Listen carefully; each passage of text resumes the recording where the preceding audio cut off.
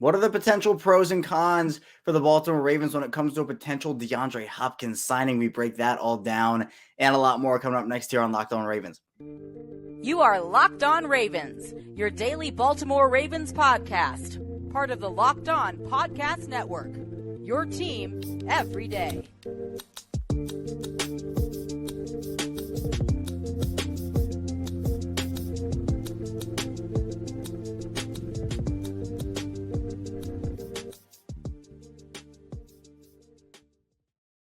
Welcome into another edition of Locked On Ravens, your daily Baltimore Ravens podcast. I'm your host, Kevin Oestreicher of Ravens Wire. We're here as always on the Locked On Podcast Network, your team every day. Thank you so much for being here with us today after Memorial Day. Happy Memorial Day or post-Memorial Day to everybody. We're free and available all podcasting platforms, including over in video form on YouTube. You can subscribe for free both in video form or audio form. Wherever you listen, it's the same show, both audio and video. So if it's your first time in here, listen to Locked On Ravens. If you're an everyday, you listen every single day, or if you're somewhere in between, welcome in to the show here. And again, 5 days a week, Ravens content, Monday through Friday. So if you have a friend or a family member also who wants Ravens perspective on things, wants Ravens content, throw them over our way here on Locked On Ravens. Here today, though, we're continuing our DeAndre Hopkins conversation. Now, yesterday, I did post an episode on Memorial Day. If you haven't checked that out, highly recommend you do so. We talk a bit about if DeAndre Hopkins still makes sense for the Ravens, even though they have signed Odell, they've drafted Zay Flowers.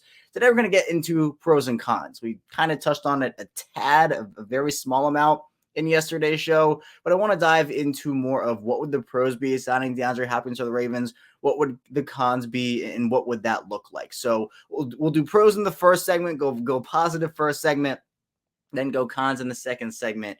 And then in the final segment, I actually want to talk about if the Ravens are actually just done signing free agents. Because, look, we've identified needs, corner, edge, maybe a DeAndre Hopkins. Wide receiver is not a need for him. That'd be more of a luxury. But at the same time, maybe Baltimore just looks at their roster and says, hey, you know what? We like the guys. Let's just look at what we have until after the preseason. So we'll look at that potential possibility in the final segment. Let's start off first, though, on the show with pros for DeAndre Hopkins. Now, for those who do not know, DeAndre Hopkins was released by the Arizona Cardinals. The two parties split in ways on Friday. And boy, has it stirred up some controversy in terms of where DeAndre Hopkins could land next, because he could go a lot of places, and he would impact any team he goes to. He is that good. He would impact any team. So let's start there. DeAndre Hopkins, in my opinion, is still a top 10 wide receiver in this league. In my opinion, and look, I've been consistent in saying this even before the Odell thing happened, DeAndre Hopkins was my number one target for the Ravens at wide receiver. Doesn't mean I'm unhappy with the Odell signing. I think it was, again, a necessary overrate that I think will actually pay off for the Ravens. But DeAndre Hopkins is better than Odell Beckham Jr. at this point. That's not a slight at Odell. Again, it's definitely not that. But DeAndre Hopkins is just that good. So with signing DeAndre Hopkins, it would bring you a player who you know is proven, who hasn't necessarily been super injury prone. I know the last couple of seasons, you look at what happened after he had played in pretty much almost every game over the course of his first 8 years in the league, 10 games in 2021, 9 games in 2022. Now, for the 9 games in 2022, there was a 6-game suspension there, but Hopkins still, you kind of look at players where I made this point on yesterday's show. I talked with Alex Clancy, who's the host of Locked On Cardinals on our network here, and he said that the DeAndre Hopkins situation is nothing like the Julio Jones situation, where, look, we're very familiar with that here on Locked On Ravens because we talked about Julio Jones for, I don't even want to remember how long when that speculation, trade, free agent signing. But Julio, you knew that there was that injury risk and in fact, a high injury probability with him. DeAndre Hopkins is not that. The Cardinals didn't release him because of that. The timelines just didn't match up for a contending team. If the Cardinals were contenders, they wouldn't release DeAndre Hopkins like that. There was no other issue, I think, besides the timeline factor in freeing up cap space for 2024 in the direction that organization is going in, whether it involves Kyler Murray or not. So if the Ravens were to sign him, they'd be getting a certified baller, a playmaker, in my opinion, still a top 10 wide receiver. I think another pro to this entire thing is the fact that it continues stacking and adding depth to a wide receiver room. But look, we've talked about it for who knows how long, dating back the Ravens franchise history here. The Ravens wide receiver room has been a weakness for a lot of years. And even the Lamar Jackson era, you look at that, this right now as it is with Odell, Rashad Bateman, Zay Flowers, etc., that group without DeAndre Hopkins is already the best wide receiver group Lamar Jackson has ever had in his pro NFL career by a very, very wide margin. You add DeAndre Hopkins to that, your top 4 guys are DeAndre Hopkins, Odell Beckham, Rashad Bateman, Zay Flowers, with Devin Duvernay, Nelson Aguilar, and then the other guys like Adante Demas or James Prochet, Talon Wallace. That's incredible. But just focusing on the top 4 guys, Odell, DeAndre Hopkins, Zay Flowers, Rashad Bateman, that's incredible. And look, is it realistic that Odell Beckham and Rashad Bateman play both full 17-game seasons? It's possible. I wouldn't bet money on it personally because we know Odell's working back and he has worked back from that ACL. Rashad Bateman has had a couple injuries over the course of his first 2 years. So it's been very frustrating for him. So while those 2 guys could bounce back and play in a big way, if one of them goes down, the way the Ravens have built the room, even without DeAndre Hopkins, I still feel confident. We talked about that yesterday, the confidence level in the wide receiver group, even without DeAndre Hopkins. I still feel confident because of the fact that they have depth there and they have guys who can step up and who have stepped up in big roles. Like Devin Duvernay is your number 4 or 5 guy compared to him being your number 2 last year. Duvernay showed a lot of flashes. There's been hate on Devin Duvernay again. I think it has to do with the contract and the cap hit because he's hit multiple incentives due to his special teams ability and Pro Bowl, accolades and all that. But adding Hopkins would give you just, I think, ultimately the best wide receiver core in the NFL, at least number 2 behind Cincinnati. So to me, I think Hopkins in that area would be amazing. Also, the fact that, again, he kind of listed out what he's looking for in an organization. I think Hopkins would buy in. For Hopkins, it's all about buying in. And another pro to this whole situation is I think Hopkins would buy in because of the way the offense has shifted from Greg Roman to Todd Monken. And then also, I think the fact that he wants to play with Lamar, that's another huge thing here. Part of the situation is he wants to play with the quarterback. It's not like you're bringing him in and he kind of has to feel out the quarterback situation. And, do I want to play with this guy? Do I like this guy? DeAndre Hopkins is on record very recently saying that he would love to play with Lamar Jackson one day. Maybe that day is soon. So for Baltimore, I think there's a lot that you can do here. And I know there are some, we'll talk about this a tiny bit more in the second segment. It's more of a second segment conversation, but the whole luxury versus need pick in terms of like, where would you go for the Ravens? Would you sign a wide receiver like DeAndre Hopkins for luxury, or would you sign needs like corner or edge? Well, to me, the Ravens are in the business of adding good football players. I've said that time and time again, and DeAndre Hopkins is one heck of a football player. So to me, if you're adding a good player, that's a pro in itself. We talked about a top 10 wide receiver. If you're passing that, if you're not even, look, if the Ravens look into it, the contract isn't there, and it's more money than they're willing to spend, then fine. At least you looked into it and you said, all right, let's kick the tires on this guy, see what's up.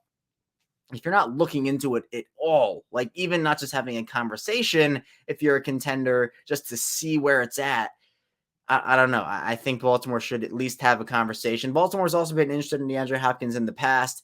And another pro is the fact that Hopkins did get released. So the contract, while I still think he's going to be looking for a pretty substantial deal, it's not going to be, what was it, like a $19 million base salary that he had if he were to get traded over to Baltimore and then the other year on top of that. It's now free reign. Hopkins can sign a 1-year deal. He can sign a 2-year deal. He can sign more than that. I would anticipate, and, Alex Clancy kind of echoed maybe like a 2-year, $22 million, 2-year, $24 million, which the Ravens right now, we kind of look at who are these teams who are involved. We've heard the Chiefs, the Bills, the Browns, etc.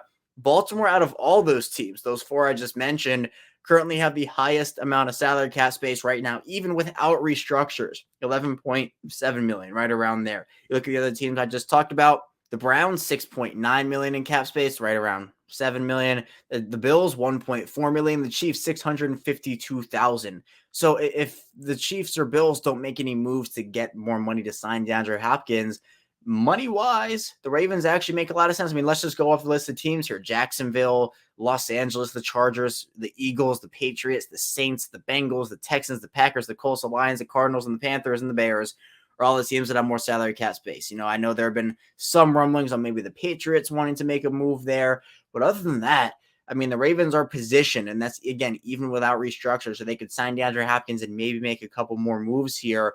And it wouldn't necessarily be you're committing all this money for multiple seasons. Maybe they add a void year or 2, and now we can say that because they've done it with Odell and they've done it with Lamar.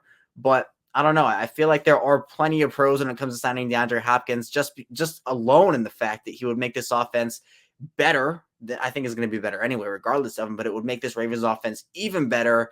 And the fact that I think it would come at a lot cheaper of a price than it would have if they traded for him. No draft capital also is a huge pro in this conversation. That it wouldn't cost him anything.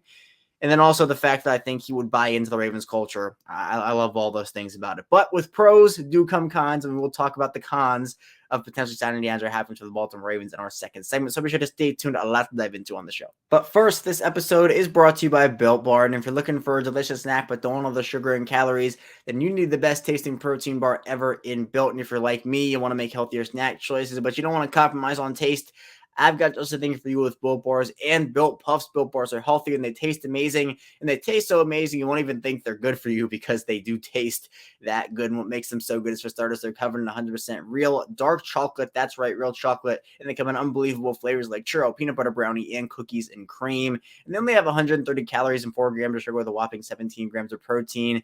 And now you need to wait to get a box. You've been talking about ordering Built Bars at Built.com, and I can get them at your local Walmart or Sam's Club. You can still get your specialty flavors at Built.com. That said, head to your nearest Walmart today, walk to the pharmacy section, and grab yourself a box of Built Bars. You can pick up a 4-bar box of cookies and cream bar, double chocolate bar, or coconut puff. If you're close to a Sam's Club, run and grab a 13-bar box with flavors such as brownie batter puff and churro puff. You can thank me later. We're back here, our second segment of Locked On Ravens, Tuesday style, Taco Tuesday, of course. Kevin Oestreicher still here with you. Thank you so much for tuning in to Locked On Ravens, making us your first listen each and every day here. We talked about the pros of potentially signing DeAndre Hopkins for the Ravens in the first segment. Let's get into the cons here in the second segment. I do think there are two sides of this story, and I think both are important to tell, honestly, because while I am on board with signing DeAndre Hopkins for the Ravens, I do understand that there would be potential issues if they were to make the move. I think one con that you look at is, where does he fit? I mean, I think DeAndre Hopkins is so good where he can fit in any offense in terms of actual skill and talent. And, you don't really have to devise a role for him because he is just that guy. But I'm talking more of, whose snaps do you limit? Whose snaps do you take away? I think a lot of Ravens fans are excited for Rashad Bateman. DeAndre Hopkins is better than Rashad Bateman. Like, don't get me wrong there, but Rashad Bateman is good enough to where you don't need DeAndre Hopkins. Like, I think Bateman is a perfectly serviceable number 2 guy who can turn into a number 1 guy and maybe surpass Odell. But with DeAndre Hopkins, if he does come in, if DeAndre Hopkins is signed, is that taking away from Rashad Bateman? I think it honestly would. It'd take away from Rashad Bateman. It'd take away from Zay Flowers. Now, having the proven option, the guy who is that's another pro in the situation, is Hopkins is a proven veteran, has had the 1,000-yard receiving seasons in 6 of his first 8 years, and just is someone who's made big play after big play. So do you want to rely on that guy, or do you want to rely on a couple of young guys in a third-year player with Rashad Bateman and a first-year guy in Zay Flowers?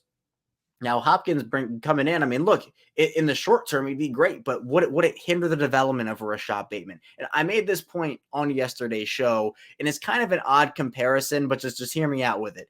The J.K. Dobbins situation. Now, J.K. Dobbins and Gus Edwards, they've been splitting reps for Baltimore. Both of them got injured in 2021, but they've been the no bell cow situation in Baltimore. They've been a committee there. Dobbins is someone who I think deserves more carries. That's not saying Edwards doesn't deserve to be a part of the offense. Edwards is still really good and very underrated in my opinion. But Dobbins is coming up on a contract year this year. And with the way that his situation has played out, I don't think he's had the full ability to go out there and maybe show everything that he has. Now, if he has a huge breakout year this year, he's going to get a huge contract. But again, what is the usage going to look like with Dobbins, who, we've seen him pretty much historically get 10 carries, 11, 12, 13. He's barely had any games with over 15 carries. That could mess his money up potentially. With Rashad Bateman, if DeAndre Hopkins is going in there, catching all these balls, taking snaps away from Bateman, is that going to mess Bateman's potential money up if that happens? Now, I think for Bateman, he would embrace the opportunity to learn under a guy like Odell and a guy like DeAndre Hopkins. Getting snaps taken away from you, getting catches, all that. I'm sure it's not the best feeling in the world, but I don't believe Rashad Bateman to be a selfish guy like that. I just don't. I don't see it in his DNA. I don't see it with what we've seen from him as both a player and a person. And it's not like Odell and DeAndre Hopkins are 10-year solutions at the wide receiver position. So I think a con for some people is that it takes away from Rashad Bateman if it happens. It takes away from Zay Flowers if it happens. It would. It would definitely. But I think that would be still worth it. And I think Bateman would still be a big part of the offense, as would Zay Flowers, because this isn't a Greg Roman offense where wide receivers get 4 targets a game. You're going to get Odell with huge target numbers. You would get DeAndre Hopkins with huge target numbers. Bateman's, Flowers, they would have those games. Would it be every game if you had a 4-deep group like that? Probably not. But I still think that even if it's just for a year with DeAndre Hopkins, it would benefit Rashad Bateman. But some people do have the viewpoint, and I can understand where they're coming from, where, look, it would take away from Rashad Bateman. Would that hinder development? So that's one aspect of this whole thing. Another is the luxury versus need conversation. We talked about it a tiny bit in the first segment. But, we can face reality here. The Ravens wide receiver room, which has been a weakness for them, which has been a need for them for, again, however many years you want to go back, is not one anymore, at least for not right now. Odell, Rashad Bateman, Zay Flowers, Devin Duvernay, Nelson Aguilar, etc. Those guys make the room, 1, good talent-wise, 2, very deep in the event of, with last year, you knew if Rashad Bateman and Devin Duvernay went down, it was over. Spoiler alert, it was in fact over when it happened. But now you have, if Odell has to miss a couple games, if Rashad Bateman has to miss a couple games, if someone has to miss the season or someone gets injured severely and has to miss the rest of the year, they have guys who can step up, guys who have proven it either as veterans or in their short time in the league. So do you really need DeAndre Hopkins, right? Like, does it still make sense? I still think it does make sense, but it's definitely not a need. It's not their biggest need right now. Their biggest needs right now, it's corner and edge. It absolutely is. Even with Rack Essian being brought in, I still think a guy like a Marcus Peters would make sense. Doesn't really, honestly, with each day that passes, it seems less and less likely that happens, but we'll see. We'll see if he's maybe on the Ravens short list of guys that they bring in. But then edge is another huge one with, Odafe Oweh and David Ojabo have looked good so far, apparently, in drills and OTAs. But can you rely on those guys for a full 17-game season? Would you rather them bring in a guy like a Yannick Ngakoue, Leonard Floyd, Jadeveon Clowney, Justin Houston, even? So there are those questions to answer, where a con would be if you sign DeAndre Hopkins to a deal, if that takes away from adding a cornerback or adding an edge when you really need that, and then that comes back to bite you, you've made the wrong move. Now, I think DeAndre Hopkins would benefit from being in this offense, and the offense being better with DeAndre Hopkins, I think, would benefit the defense to lessen the need for a corner or an edge rusher. But that's just kind of like big brain thinking. I still think there is an argument to be made that the Ravens should, kind of hold off on the DeAndre Hopkins and sign a corner and edge instead, which I understand that conversation for sure. Another aspect of this is the age factor for DeAndre Hopkins. Hopkins will be turning 31 in just a couple days here at the beginning of June 6th. He'll be 31 years old. Not that I think, for other players at that age, you see sometimes, again, like Julio Jones is an example of this, massive injuries. There aren't a ton of injury concerns with DeAndre Hopkins, but this isn't like you're getting a 26-year-old wide receiver. I think DeAndre Hopkins is still at the end of his prime. He's still in his prime right now, I think, but, again, nearing the end of it. So are you, maybe taking the risk that this is the year that maybe he continues to, is there going to be a downswing in production this year? Can you take that risk? And then if that risk doesn't pay off, is there backlash because the Ravens, again, didn't sign a corner or didn't sign an edge rusher? There is that situation. And, other than that, though, I don't really see a ton of major cons outside of that. Is it taking away from the younger guys?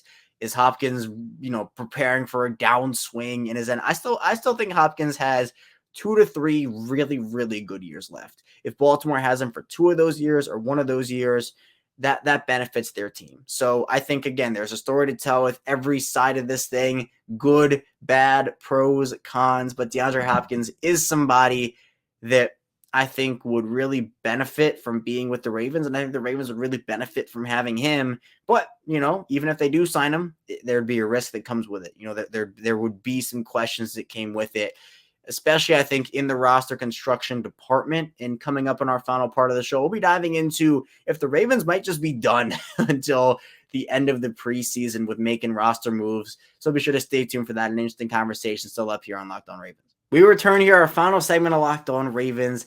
Kevin Oestreicher still here with you again. Thank you for being here with us today on the show. I really appreciate it. We're, again, 5 days a week here, Monday through Friday. So subscribe on YouTube, subscribe in audio form as well. You won't miss an episode here. We are 5 days a week full Ravens, obviously, here in the offseason. It's kind of like the lull period. Again, we've had OTAs a little bit, but it is interesting to kind of see how everything shapes up over the course of an entire offseason. And especially one as crazy as this has been, right, with the Lamar Jackson situation. It's been such a relief to kind of have that weight off of, I know, my shoulders, and I'm sure for the organization off of theirs, for Lamar off of theirs, so the fan base, of course, off of theirs as well. But it's just been such a crazy, wacky, wild offseason. We now have a little bit of a chance to relax here and just talk a little bit about expectations for 2023. And I know part of that is with the way the roster construction has happened for the Ravens over the course of the past couple months. Could they just be done? Could they just look at their roster right now and say, you know what, we're going to wait until after the preseason, maybe a couple weeks into the year to make another move? Realistically, the Ravens probably make another move, right? But I think there is a possibility that the Ravens will look at their roster, look at their guys and say, we feel comfortable enough is the key word, at every position to not make a move. And part of that, again, you look at the two needs that I talked about in the second segment, corner and edge. They have Marlon Humphrey. We know who Marlon Humphrey is. We don't have to talk about him. Top 5 guy at least. He's top 5 and he's not 5. So that's a guy that you have a very solid option. Rock Ya-Sin's a solid number 2, number 3 guy. But then other than that, it's young guys. Jalen Armour-Davis, Pepe Williams, a guy like Kyu Blu Kelly, Trayvon Mullen. Do they want to just figure out what they have there? We talked about the whole taking snaps away. Let's say they bring in a Marcus Peters. And he, I think it's the right move, but let's just say they do it. And it forms the tandem of Marlon Humphrey, Marcus Peters, Rock Ya-Sin. But then he takes away snaps because Peters is an outside guy. Rock Ya-Sin is an outside guy. Marlon Humphrey can play inside, but you probably want to have him play on the outside because although he can play inside, he's good at that. I don't think you want to use him in there. So I don't know what happens at that point. Do you take away snaps from other young players to sign a veteran? I don't know. I feel like Baltimore really does want to see what they have in those players. Now, that is a risk because if it doesn't work out and there isn't a guy there for you to sign, like if Marcus Peters isn't there or if someone else who you don't feel comfortable in isn't there or who you do feel comfortable in isn't there, then that's a big problem in a recipe for disaster. It's the same thing edgewise. Do you want to give Odafe Owe and David Ojabo these roles? I mean, I think in a way they kind of have to, but do you want to have the extra insurance at outside linebacker to say a Justin Houston or a Yannick Ngakoue, Leonard Floyd, David Clowney, or kind of the 4 names I've identified? Do you want to make sure you have that? We can't forget about Tyus Bowser in that room for sure, but it's a 3-deep room right now. Are you comfortable enough if you're the Ravens with that to go into the preseason and say, you know what, we want to see what we have with Tavius Robinson. We want to see what we have with some of these other younger guys. But the thing is, there's just not a lot there. So I would be pretty wary if the Ravens didn't make a move, especially at those 2 positions. But look, we see guys get released every single year, especially with, the cap casualty situations and just how things work out that way. And every year there's this one guy who we don't expect to be cut. And then everybody says, oh, he's an incredible fit in Baltimore. This is the absolute move. This should be it. So if the Ravens go out and they save their money, they have the $11 million they can restructure, and then a guy gets released at corner or edge who the Ravens say, oh, wow, this was not expected whatsoever, then that's a huge win for them. They can go out there and at least make an attempt to sign that guy.